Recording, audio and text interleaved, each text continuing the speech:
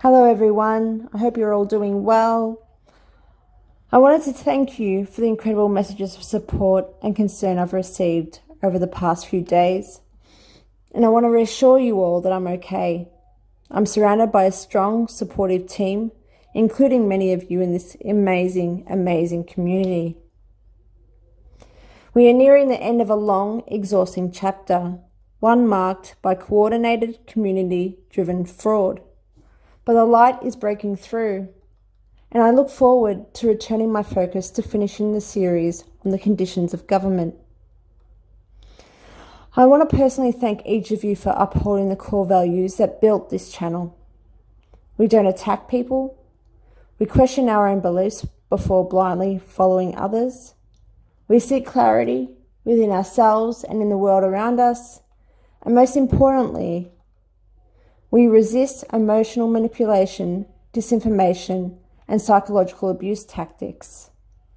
I'm really proud of you, truly, for not reacting with hostility, even when my channel and others were under attack. You've shown restraint, awareness, and integrity. That tells me that what we're building here matters. My promise to you is this: I will always strive to maintain a safe space for critical inquiry. To those accounts lying in wait for this next video to pounce, hoping to twist it into fuel for yet another smear, I say again, I have nothing to hide. If you want to challenge my work, challenge it. Comment below and I'll answer respectfully. I welcome respectful conversation. My platform remains open, but understand this: I have nothing to hide and everything to lose.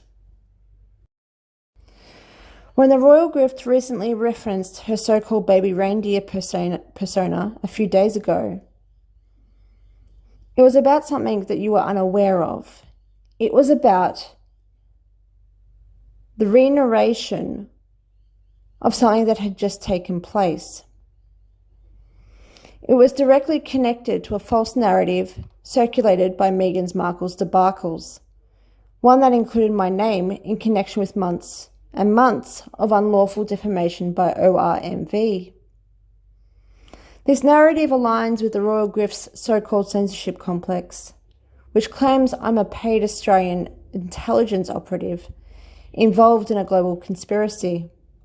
ORMV suggested I am connected to Meghan Markle's debacles, Lady Whistledown, and Thomas Markle Jr.'s partner, and that I'm an operative funded through Lady C and Thomas Markle Sr.'s GoFundMe.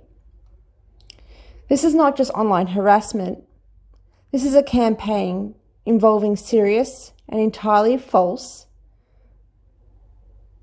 national security allegations, namely cyber terrorism, espionage, foreign political interference, fraud, and treason against the governments of Australia, the United Kingdom, and the United States. These are not just defamatory statements either.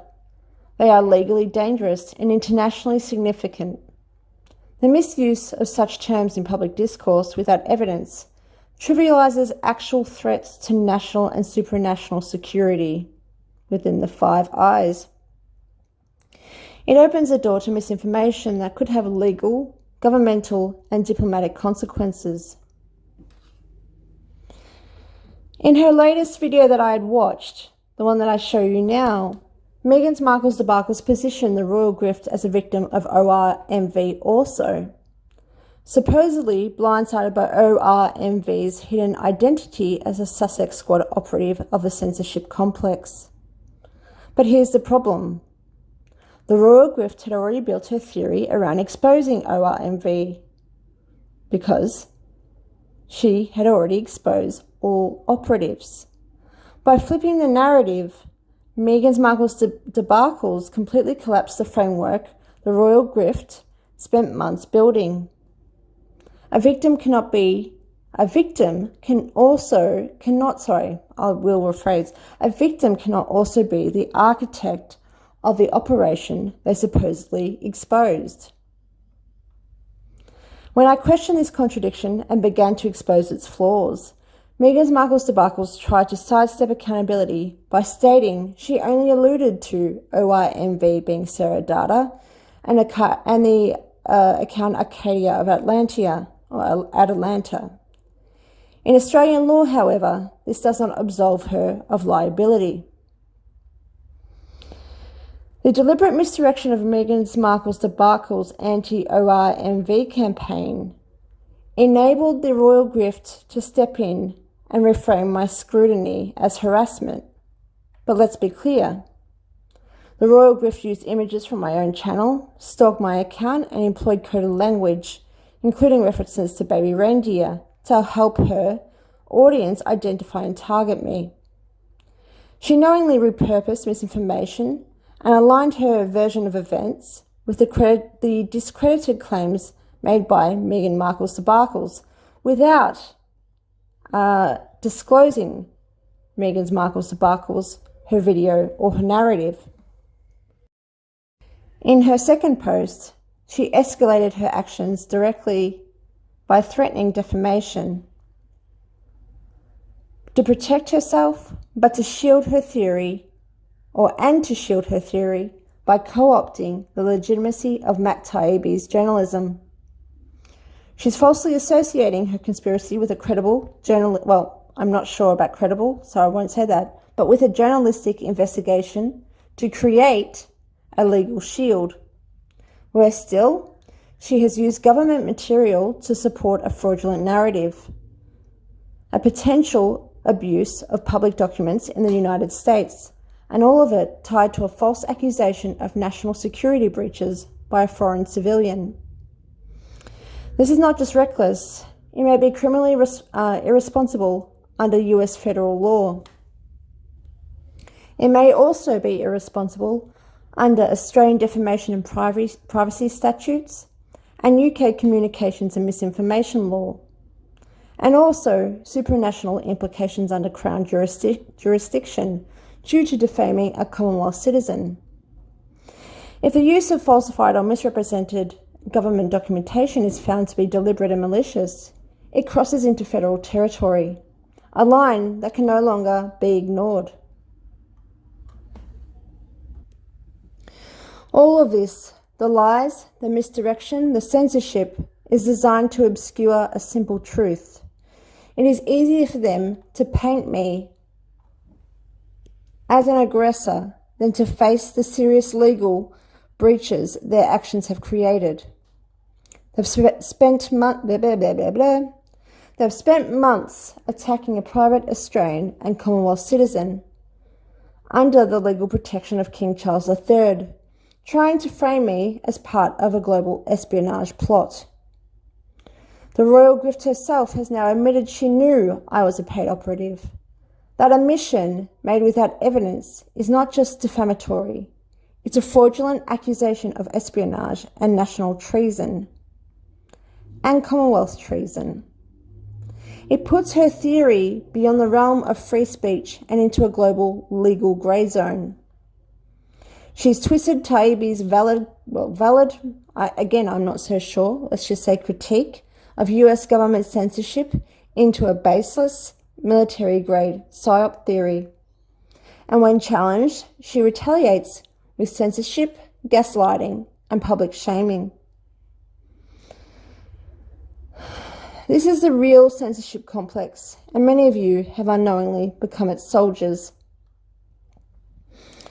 A supposed Crown attorney, now allegedly employed by the US Department of Justice, has supported these claims. That is a profound and deeply troubling concern. Every YouTube creator, journalist, and lawyer and public servant who helped circulate this theory without verifying its accuracy is now complicit in defaming a private citizen and potentially violating domestic and international laws. I urge you, think critically.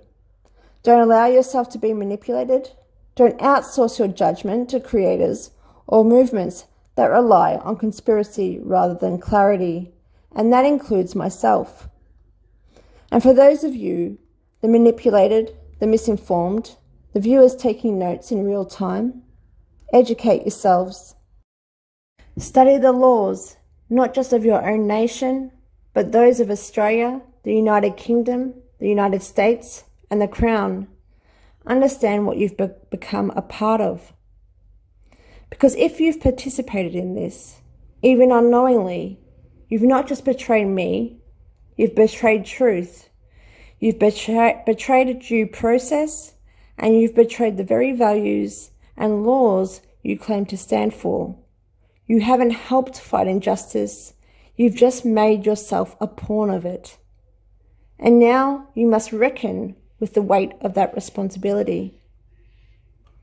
For the rest, thank you for standing with me, for truth, for inquiry, and for the freedom to question. Thank you.